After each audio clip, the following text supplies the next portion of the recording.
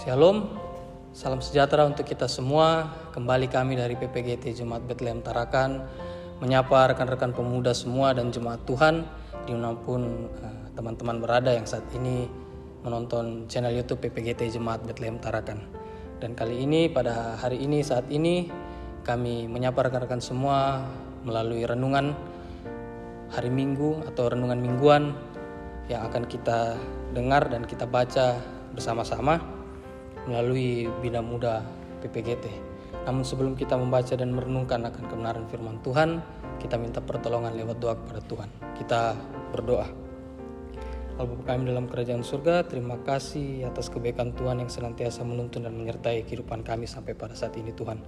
Terlebih saat ini juga Tuhan telah menuntun dan menyertai kami untuk bersama-sama membaca dan merenungkan akan kebenaran firman Tuhan. Tuntun dan sertai kami Tuhan, berkati hamba-Mu yang akan menyampaikan kebenaran firman Tuhan pada saat ini Tuhan. Buka hati dan pikiran kami untuk sama-sama diisi oleh kebenaran firman Tuhan, agar kami senantiasa boleh mengerti dan memahami akan kebenaran firman Tuhan. Inilah doa kami Tuhan ke dalam anak Yesus Kristus kami mulai. Haleluya, amin. Bacaan yang akan menuntun kita dalam renungan kali ini terambil dari Bilangan 11 ayat 24 sampai dengan ayatnya yang ke-30. Bilangan 11 ayat 24 sampai dengan ayatnya yang ke-30. Saya akan bacakan untuk kita semua di bawah perikop ke-70 orang tua-tua. Setelah Musa datang keluar, disampaikannya firman Tuhan itu kepada bangsa itu. Ia mengumpulkan 70 orang dari para tua-tua bangsa itu dan menyuruh mereka berdiri di sekeliling kemah. Lalu turunlah Tuhan dalam awan dan berbicara kepada Musa. Kemudian diambilnya sebagian dari roh yang hinggap padanya dan ditaruhnya di atas ke-70 tua-tua itu. Ketika roh itu hinggap pada mereka, kepenuhanlah mereka seperti nabi. Tetapi sesudah itu tidak lagi. Masih ada 2 orang tinggal di tempat perkemahan, yang seorang bernama Eldad, yang lain bernama Medad. Ketika roh itu hinggap pada mereka, mereka itu termasuk orang-orang yang dicatat, tetapi tidak turut pergi ke kemah. Maka kepenuhanlah mereka seperti nabi di tempat perkemahan. Lalu berlarilah seorang muda memberitahukan kepada Musa, Eldad dan Medad kepenuhan seperti nabi di tempat perkemahan. Maka menjawablah Yosua bin Nun yang sejak mudanya menjadi abdi Musa, Tuanku Musa, cegahlah mereka. Tetapi Musa berkata kepadanya, apakah engkau begitu giat mendukung diriku? Kalau seluruh umat Tuhan menjadi nabi, oleh karena Tuhan memberi rohnya hingga pada mereka. Kemudian kembalilah Musa ke tempat perkemahan, dia dan para tua-tua Israel. Amin firman Tuhan. Sedemikian jauh pembacaan kita, dan diberkatilah kita sekalian senantiasa membaca dan merenungkan, terlebih melakukan firman Tuhan dalam kehidupan kita sehari-hari. Shalom, kembali menyapa rekan-rekan semua dalam renungan mingguan dari Bina Muda PPGT edisi 28 Mei sampai dengan 3 Juni 2023. Dan pada saat ini kita akan dituntun dari sebuah tema, yaitu makin banyak makin mantap. Ya, makin banyak makin mantap. Rekan-rekan pemuda sekalian, tidak ada orang yang dapat hidup di dunia ini sendirian. Begitu yang sering kita dengar dalam kehidupan kita sampai pada saat ini. Kecenderungan manusia adalah selalu hidup bersama dengan orang lain, melalui keluarga, rumpun tongkonan, masyarakat, jemaat, rekan-rekan pemuda, dan lain sebagainya. Istilah yang sering kita dengar sampai saat ini adalah manusia sebagai makhluk sosial.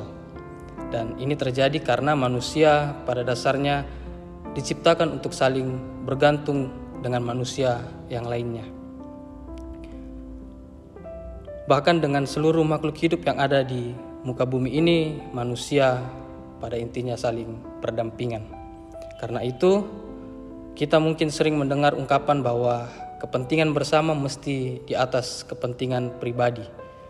Dalam situasi yang demikian, iri hati, persaingan, dan permusuhan yang dapat mengarah kepada perpecahan mesti dihindarkan. Bukankah perpecahan sering muncul karena adanya perasaan tersaingi? Begitupun dalam persekutuan kita, secara khusus PPGT, yaitu merupakan persekutuan atau wadah yang mengutamakan bahwa kepentingan bersama itu lebih penting daripada kepentingan pribadi dalam hal mengangkat pelayanan. Sama halnya tugas sebagai seorang nabi. Tugas sebagai seorang nabi bukanlah tugas yang mudah. Bayangkan menjadi sambung lidah Tuhan dalam menyampaikan kebenaran firman Tuhan. Kalau dalam bahasa kita, bahasa Toraja, situ dikatakan pesumbungan pudukna puang matua. Karena itu seringkali kata-kata seorang nabi adalah kata-kata Tuhan. Dan karena itu pula seorang nabi yang hendak menyampaikan firman Tuhan pastilah dipenuhi oleh yang namanya Roh Kudus. Begitupun kita di PPGT ketika kita ingin mengangkat sebuah pelayanan, baik itu di dalam gereja maupun di luar, tentu kita meminta dan memohon tuntunan penyertaan Roh Kudus untuk menyertai kita. Di dalam Alkitab, status nabi adalah status istimewa di mata masyarakat pada saat itu. Apalagi dalam Perjanjian Lama, di mana Allah memberitakan atau memerintah langsung atas umat Israel, semua yang akan dilakukan oleh orang Israel diarahkan langsung oleh Tuhan melalui firman-Nya yang disampaikan melalui para nabi pada saat itu. Jadi nabi memiliki tugas yang berat sekaligus istimewa dari Tuhan. Dalam bacaan kali ini, Musa telah menjadi nabi Tuhan bagi orang atau umat Israel. Telah banyak sekali peristiwa-peristiwa besar yang dilakukan Tuhan melalui Nabi Musa, mulai dari Mesir sampai selama perjalanan menuju tanah Kanaan. Musa semakin populer, semakin terkenal, bahkan semakin dihormati, semakin disegani oleh orang Israel pada saat itu. Biasanya orang yang memiliki posisi yang istimewa seperti itu di dalam masyarakat akan merasa tersaingi jika ada orang lain yang memiliki kemampuan yang sama atau minimal sedikit memiliki kelebihan daripada dirinya, merasa tersaingi. Ini juga yang ada dalam pikiran seorang anak muda yang bernama Yosua ketika mendengar berita bahwa ada 2 orang, Eldad dan Medad, yang juga dipenuhi oleh Roh Allah sehingga menjadi seperti nabi sesuai pembacaan kita. Ia merasa bahwa Nabi Musa yang dilayaninya akan tersaingi sehingga meminta kepada Nabi Musa supaya kedua orang tersebut dicegah. Dan di luar dugaan, Nabi Musa justru sangat senang dan bahkan berharap seandainya seluruh umat dapat diberikan karunia yang demikian oleh Tuhan. Jadi pada saat itu Musa senang dan berharap kenapa tidak lebih banyak lagi yang demikian seperti 2 anak muda tersebut. Sama sekali jauh rasanya dari tersaingi, tidak mementingkan diri sendiri karena ia pun sadar bahwa ia hanyalah salah satu yang dipakai untuk kemuliaan Tuhan. Sebagai pemuda Kristen, kita meyakini dan mengamini bahwa setiap karunia yang diberikan kepada kita, apapun bentuknya yang kita bisa, dimaksudkan untuk melakukan pekerjaan-pekerjaan Tuhan di dalamnya. Jadi kita tidak perlu merasa tersaingi dan dengan talenta-talenta yang sama yang Tuhan karuniakan kepada teman-teman atau siapapun yang ada di sekitar kita. Malah kita harus bersyukur sehingga semakin banyak yang memiliki talenta yang ada, maka akan semakin baik, sehingga dengan demikian pekerjaan atau tanggung jawab dalam pelayanan di kegiatan kita, dalam persekutuan kita dapat diangkat bersama-sama untuk satu nama, yaitu nama Tuhan Yesus dan kemuliaan Tuhan. Kita mesti membangun kesadaran dalam diri bahwa karunia yang diberikan kepada masing-masing kita itu hanya berasal dari Tuhan dan bukan karena kemampuan atau kebisaan kita sendiri. Kita harus pahami bahwa kita adalah alat, bukan menjadi tujuan. Alat yang Tuhan pakai untuk terus bersaksi, di mana tujuannya adalah Allah sendiri, kemuliaan Allah sendiri.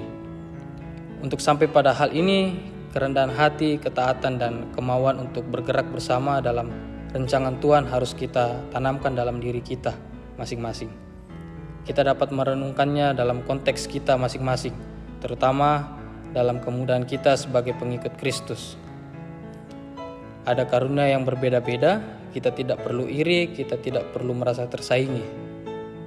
Ada karunia yang sama, kita tidak perlu merasa tersaingi. Mari bergerak bersama di dalam Tuhan, makin banyak, maka makin mantap. Ada amin? Amin firman Tuhan. Kita akhiri renungan kita pada saat ini lewat doa. Kita berdoa. Allah Bapa kami dalam kerajaan surga, terima kasih atas tuntunan penyertaan Tuhan pada saat ini. Tuhan senantiasa menuntun dan menyertai kami semua yang sudah boleh membaca dan merenungkan akan kebenaran firman Tuhan. Terima kasih Tuhan telah melayakkan hamba-Mu untuk senantiasa boleh menyampaikan akan kebenaran firman Tuhan pada saat ini Tuhan. Terlebih Tuhan juga sudah boleh membuka hati dan pikiran kami untuk diisi oleh kebenaran firman Tuhan. Pakai kami Tuhan sesuai dengan firman kebenaran Tuhan dalam kehidupan kami anak muda-Mu, dimanapun kami berada dengan tugas dan tanggung jawab kami yang berbeda-beda. Pakai kami Tuhan sesuai dengan keahlian dan kepintaran kami, agar kami dengan penuh kebijaksanaan dapat menjadi berkat dimanapun kami berada. Pakai kami Tuhan untuk senantiasa boleh terus bersama-sama melayani sesama kami di dalam gereja maupun di luar gereja, dalam persekutuan maupun di luar persekutuan, agar kami senantiasa menjadi pemuda yang senantiasa hanya terus melakukan segala pelayanan, melayani sesama hanya untuk kemuliaan nama Tuhan. Kami berdoa untuk kehidupan kami sepanjang hari ini dan sepanjang minggu ini, biarlah kami semua dalam tuntunan dan penyertaan Tuhan. Terima kasih Tuhan sudah boleh menuntun dan menyertai kami pada saat ini. Terima kasih atas persekutuan yang sudah boleh terjadi pada saat ini Tuhan. Di dalam anak Yesus Kristus kami akhiri renungan kami pada saat ini. Dalam anak Yesus Kristus kami berdoa. Haleluya. Amin. Baik, terima kasih kepada rekan-rekan pemuda dan seluruh jemaat atau yang sudah boleh menonton renungan mingguan dari PPGT Jemaat Betlehem Tarakan yang kami bawakan dari Minda Muda PPGT edisi